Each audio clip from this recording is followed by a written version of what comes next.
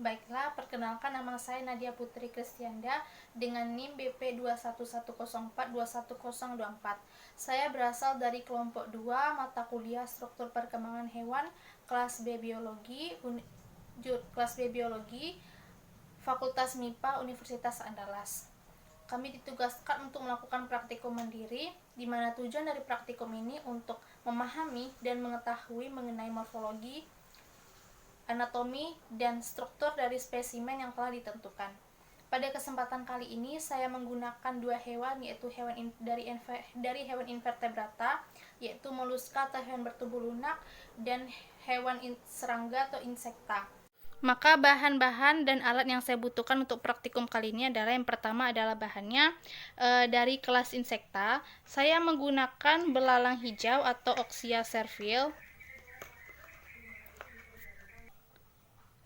Belalang hijau atau Oxia servile dari famili Acerididae, ordo Orthoptera dari filum Arthropoda. Kemudian yang kedua adalah cumi-cumi atau Loligo indica dari famili Lolingidae kelas Cephalopoda. Kedua spesimen yang saya gunakan adalah spesimen invertebrata atau yang tidak punya tulang belakang. Kemudian alat-alat yang saya gunakan untuk praktikum kali ini adalah, yang pertama alas berupa talenan untuk cumi-cumi nanti, kemudian alas untuk insekta atau untuk pada belalang nanti. Kemudian saya menggunakan pisau dapur, gunting biasa,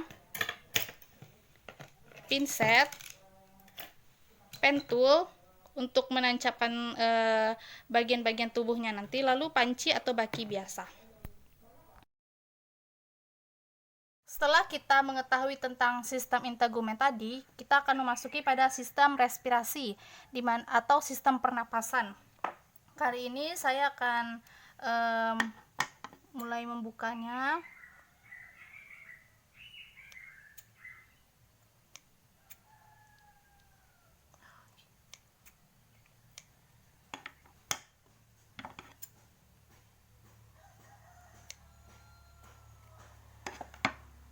Nah, ini tulang rawan.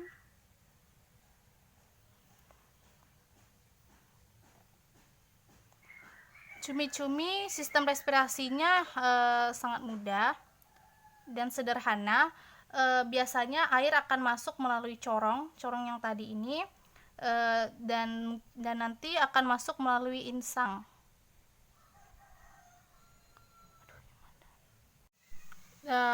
Cumi-cumi itu sistem respirasinya dimulai dari masuk air akan masuk melalui corong, kemudian akan tersalurkan ke insang. Ini insangnya.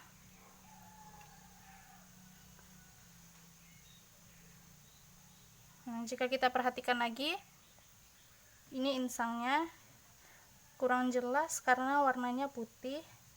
Jadi insangnya di bagian sini yang saya tunjukkan ini.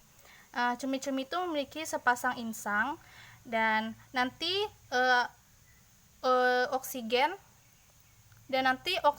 dan karbon dioksida akan bertukar di dalam lamela insangnya. Dan itulah sistem respirasi pada cumi-cumi.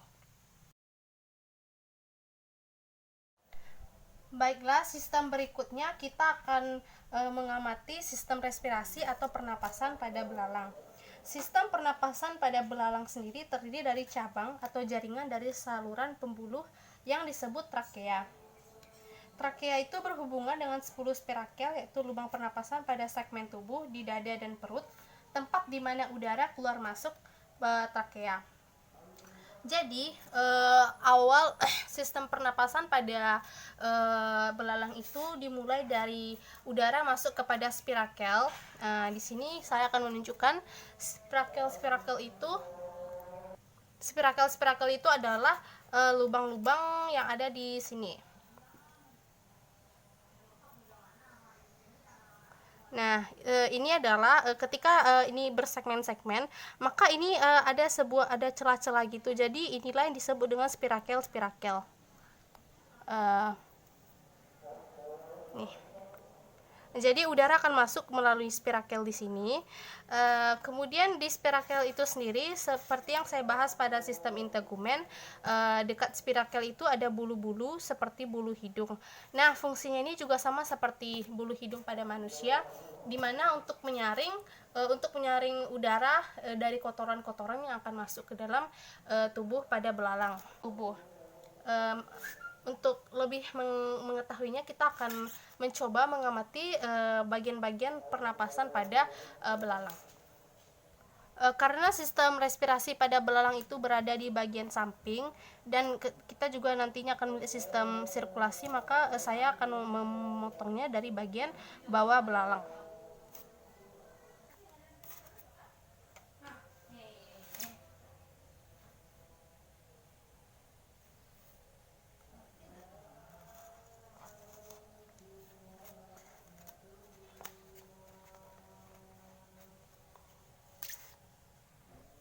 Nah, setelah kita mencoba membukanya tadi, seperti yang saya katakan tadi, setelah udara masuk dari spirakel, katup spirakel akan menutup, kemudian udara itu akan masuk ke bagian trakea. Nah, setelah masuk dari spirakel tadi, maka udara itu akan masuk ke dalam trakea yang di sini. Ini adalah trakea. Yang di bagian yang putih-putih ini. Kemudian setelah dari trakea akan ada kantung udara, dan di bagian yang seperti saya tunjukkan ini, yang seperti bening-bening ini adalah bagian kantung udaranya. Maka di kantung udara ini akan terjadi pertukaran gas, sama seperti fungsi alveolus pada paru-paru manusia.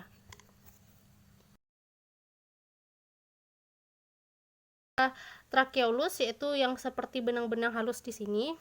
Ini adalah tracheolusnya yang langsung bisa kita lihat, dia itu langsung terhubung ke jaringan tubuh.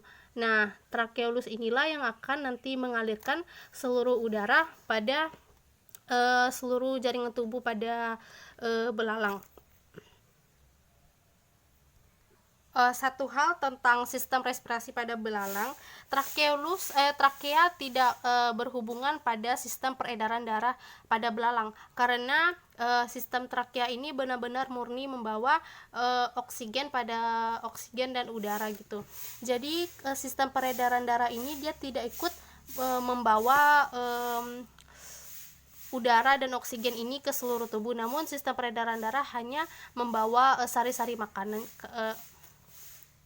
Satu hal tentang sistem respirasi pada belalang, sistem respirasi dengan sistem sirkulasi pada belalang itu tidak berhubungan langsung, karena jika kita ketahui misalnya sistem peredaran darah juga membawa oksigen, maka maka udara hanya dibawa oleh sistem trakea, tidak berhubungan dengan sistem peredaran darah, karena sistem peredaran darah itu sudah membawa sari-sari makanan. Sekian sistem respirasi pada belalang yang dapat saya jelaskan. Terima kasih atas perhatiannya.